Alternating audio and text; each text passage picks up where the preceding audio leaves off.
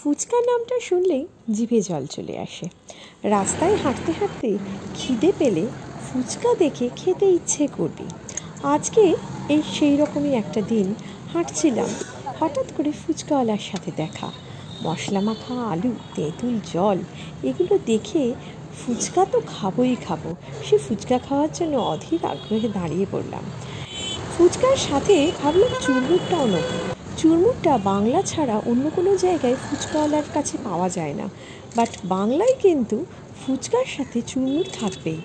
যে ফুচকাগুলো ফোলে না সেইগুলোকে মরমর করে ভেঙে মশলা মাখা আলুর সাথে দিয়ে চুরমুর তৈরি করে দেয়। চুরমুরটাও কিন্তু ফুচকার মতনই বেশ জনপ্রিয়। তাহলে আর দেরি কেন?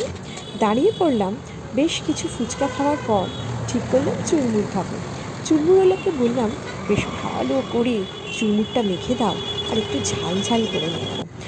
এই ফুচকাওয়ালারা স্কুল, কলেজ, রাস্তার মোড়ে বেশ জনপ্রিয় একটা স্ট্রিট ফুড নিয়ে দাঁড়িয়ে থাকে।